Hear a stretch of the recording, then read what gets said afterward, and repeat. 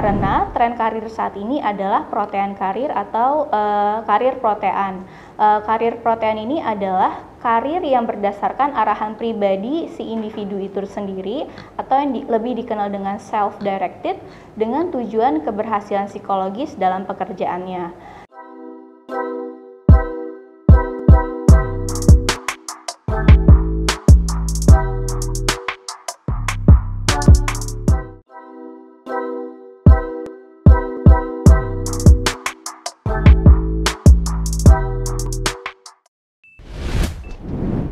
Assalamualaikum warahmatullahi wabarakatuh. Berjumpa kembali dengan saya, Larsati Ahluwalia, di kanal Kuliah Teknokrat. Kali ini kita akan membahas tentang pengembangan karyawan atau employee development. Materi kali ini saya ambil dari buku Human Resource Management, Gaining a Competitive Advantage, edisi ke-10 oleh Noe et al. Tahun 2017. Pengembangan merupakan akuisisi dari pengetahuan, keahlian, dan perilaku yang dapat meningkatkan kemampuan karyawan untuk memenuhi kebutuhan serta tuntutan klien dan konsumen. Pengembangan dapat membantu karyawan mempersiapkan perubahan dalam pekerjaannya seperti teknologi baru, desain pekerjaan yang baru, konsumen baru, serta pasar produk yang baru. Nah, pengembangan karyawan sangat penting terutama untuk manajer senior dan karyawan yang memiliki potensi kepemimpinan. Pengembangan karyawan adalah aktivitas yang sangat erat dengan pelatihan, hingga kadang pelatihan dan pengembangan dijadikan hal yang sama. Nah, berikut ini adalah hal-hal yang membedakan pelatihan dan pengembangan. Jika kita lihat, pelatihan karyawan berfokusnya pada pekerjaan saat ini, sementara untuk pengembangan karyawan fokusnya adalah pekerjaan di masa depan. Sementara untuk penggunaan pengalaman kerja, untuk pelatihan karyawan ini masih rendah ya. Sementara untuk pengembangan karyawan, pengalaman kerja yang dibutuhkan itu sudah tinggi. Selanjutnya untuk tujuan, ketika di pelatihan karyawan, tujuannya adalah persiapan untuk pekerjaan yang akan dilakukan saat ini. Sementara untuk pengembangan karyawan itu adalah persiapan untuk perubahan pekerjaan yang akan datang. Sementara untuk partisipasi, untuk pelatihan karyawan ini diwajibkan atau mandatory ya untuk karyawannya. Sementara pengembangan karyawan ini bersifatnya adalah volunteer atau sukarela. Jadi karyawan-karyawan tertentu yang memang menginginkan dirinya untuk berkembang ini akan melakukan pengembangan karyawan. Nah, pengembangan karyawan ini tidak hanya butuh untuk senior saja atau manajer senior, tapi seluruh karyawan sesungguhnya butuh pengembangan karyawan. Karena tren karir saat ini adalah protean karir atau karir protean. Karir protean ini adalah karir yang berdasarkan arahan pribadi si individu itu sendiri atau yang lebih dikenal dengan self-directed dengan tujuan keberhasilan psikologis dalam pekerjaannya. Nah, kesuksesan psikologis ini merupakan perasaan bangga dan berhasil ya, yang datang dari pencapaian si individu tadi dalam tujuan-tujuannya.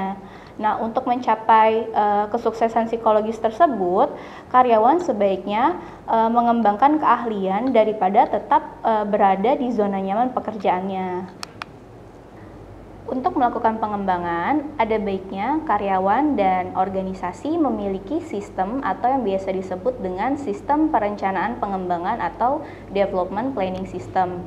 Nah, ada beberapa hal yang harus diperhatikan dalam sistem ini. Yang pertama adalah melakukan self-assessment.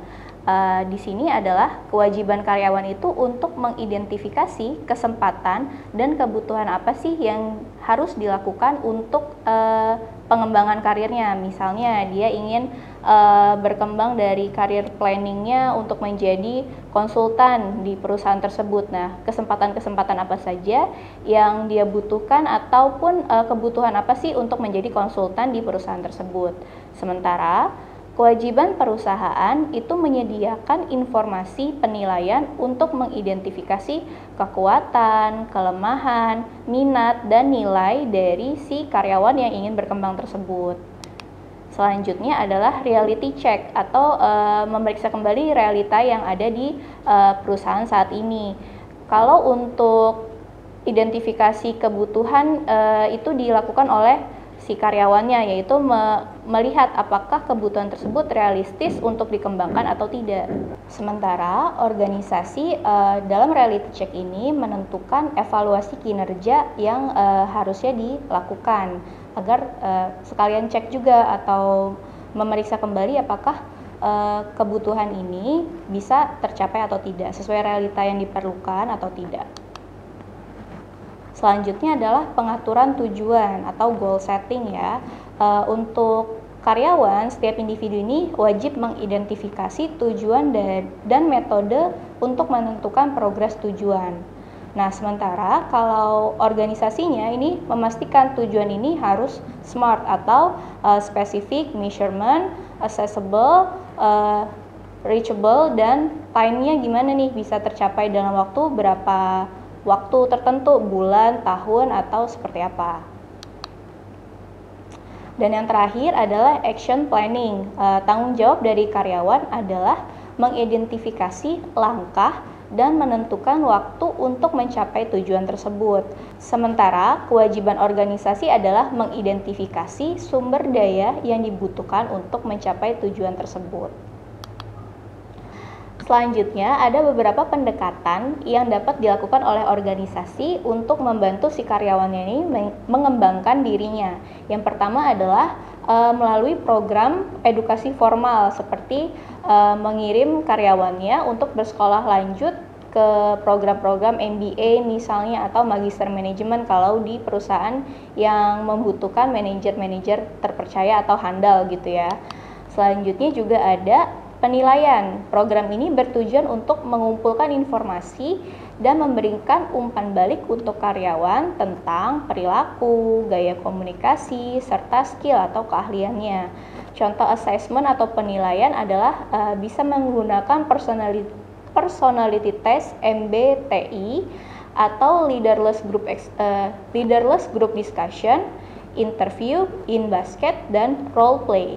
Sementara untuk performance appraisal bisa menggunakan penilaian yang 360 derajat. Jadi dinilai oleh atasannya, bawahannya, rekan kerja, bahkan dari konsumennya sekalipun. Selanjutnya adalah pengalaman kerja dengan memperluas pekerjaan yang dipunyai atau dilakukan oleh karyawan saat ini. Bisa juga menggunakan rotasi pekerjaan, transfernya bisa ke divisi lain, ataupun melakukan promosi, bisa juga dikasih tugas temporer atau tugas-tugas yang sementara sifatnya, lalu mengerjakan pekerjaan secara sukarela atau volunteering work. Lalu juga bisa melakukan mentoring dengan atasannya atau seseorang yang dia idolakan di dalam sebuah organisasi, juga bisa melakukan coaching. Terdapat beberapa isu dalam pengembangan karyawan di organisasi, antara lain adalah glass ceiling. Glass ceiling ini merupakan adanya batas yang tidak terlihat yang biasanya terjadi antar gender. Adanya yang perempuan dan laki-laki ini biasanya berbeda nih di dalam sebuah perusahaan. Contohnya, seorang karyawan perempuan sama-sama punya kualifikasi dan kompetensi dengan seorang karyawan laki-laki. Biasanya di dalam organisasi itu yang akan diangkat menjadi manajer tertentu adalah si yang laki-laki. Kenapa? Karena di banyak organisasi ini masih sering terjadi gender yang difavoritkan gitu ya. Jadinya yang perempuan ini walaupun kompetensinya sama dan kualifikasinya sama, bisa jadi karena dia ini perempuan ada batas-batas yang tidak bisa ditembus oleh si karyawan ini. Nah, ini menjadi isu-isu di dalam perusahaan saat ini ya, walaupun saat ini sudah banyak organisasi yang lebih terbuka tentang isu glass ceiling ini, sehingga karyawan perempuan pun selama dia punya kompetensi dan punya kualifikasi yang dibutuhkan untuk menjadi seorang manajer atau karir tertentu, dia juga bisa akan naik ke jabatan tersebut.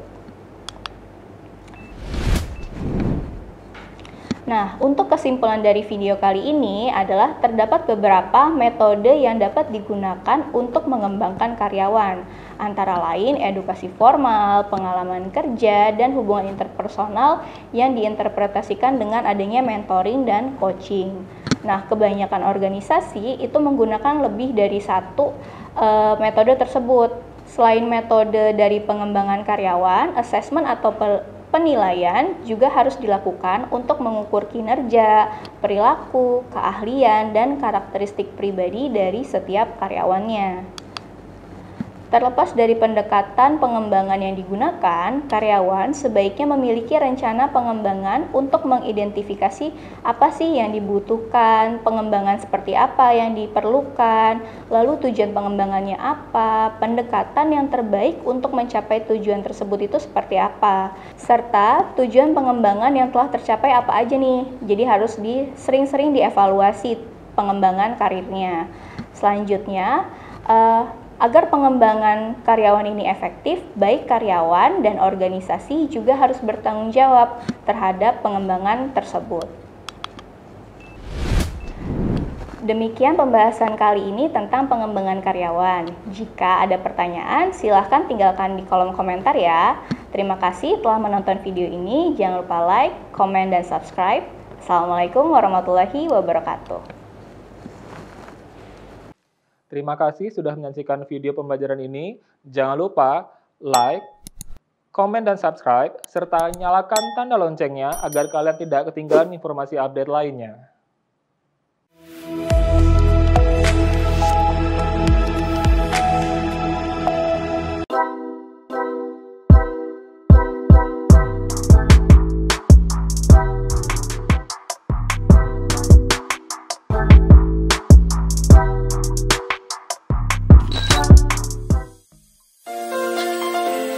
Selamat datang di Kampus Tour Universitas Teknokrat Indonesia. Di Kampus Tour kali ini aku awali di gerbang utama Universitas Teknokrat Indonesia. Universitas yang dibangun pada tahun 2000.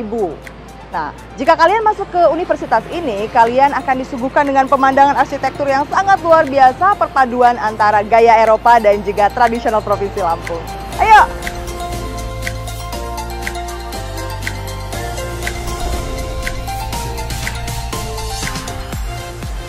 Nah, ini adalah monumen Probotik, sangat ikonik. Monumen ini dibangun karena tim dari Robotik Universitas Teknokrat Indonesia memenangkan juara nasional kontes robot seni Indonesia pada tahun 2011.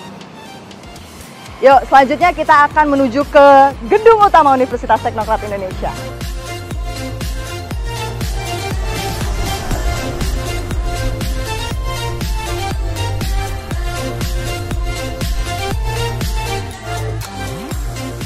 Ya, ini adalah gedung utama Universitas Teknokrat Indonesia, pusat ruang informasi, penerimaan tamu, dan juga pendaftaran mahasiswa baru. Di sini juga banyak sekali penghargaan mahasiswa dari tingkat nasional maupun internasional. Dan tersedia juga TV touchscreen untuk kalian yang ingin tahu seputar informasi di Universitas Teknokrat Indonesia.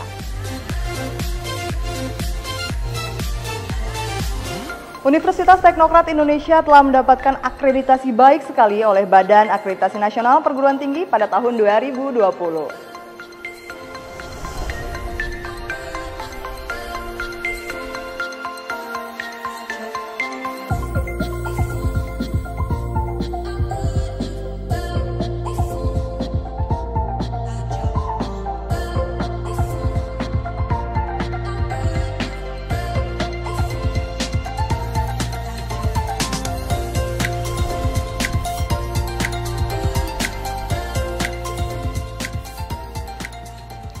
Nah, saat ini aku sedang berada di Perpustakaan Universitas Teknokrat Indonesia dengan fasilitas sistem perpustakaan berbasis online public access katalog.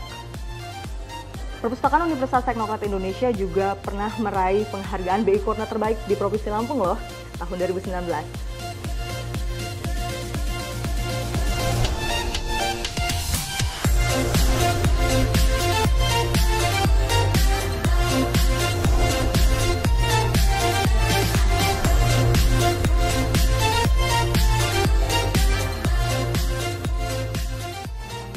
aplikasi di perpustakaan ini berbasis otomasi semua loh.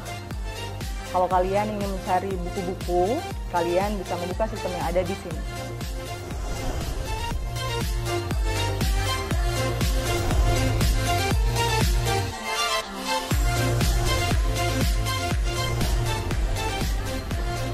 Sekarang kita berada di Taman Jurassic Park atau Taman Dinosaurus. Biasanya mahasiswa duduk-duduk di sini untuk sekedar diskusi atau menunggu jam pelajaran tiba. Nah, patung di belakang saya, ini patung dinosaurus, ada filosofinya. Katanya kita sebagai manusia harus bisa beradaptasi supaya tidak punah. Jadi harus menuruti perkembangan zaman. Saat ini kita berada di gelanggang mahasiswa Dr. HM Nasrullah Yusuf. Gelanggang ini digunakan sebagai tempat pengembangan mahasiswa baik di bidang seni, budaya, dan juga olahraga.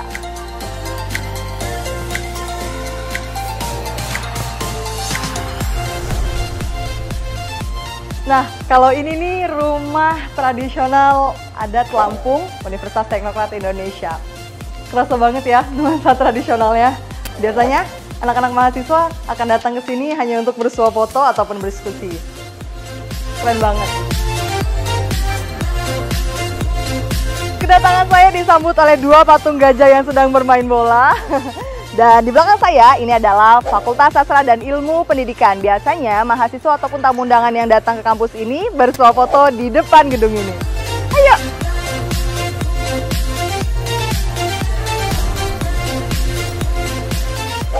Nah, kalau ini nih tempat yang hits banget di kalangan mahasiswa Universitas Teknokrat Indonesia, yaitu Gedung Rektorat Universitas Teknokrat Indonesia dengan gaya Andalusia Spanyol. Di depannya banyak terdapat taman-taman dan juga tempat duduk yang biasa dipakai mahasiswa untuk berdiskusi dan juga bersantai.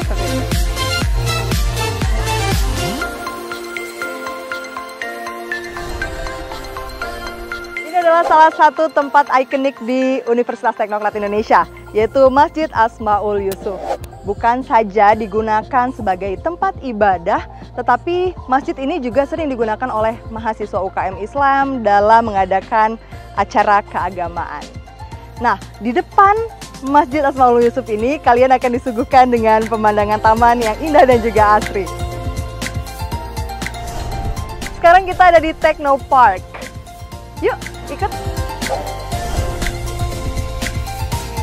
Nah, ini sih tempat favoritnya mahasiswa karena banyak sekali bunga-bunga dan lingkungannya sangat asri ya. Jadi banyak mahasiswa yang bersuah foto di sini dan juga tempat ini merupakan jogging tracknya mahasiswa. Biasanya kalau sore ataupun pagi mahasiswa banyak yang jogging di sini ataupun olahraga.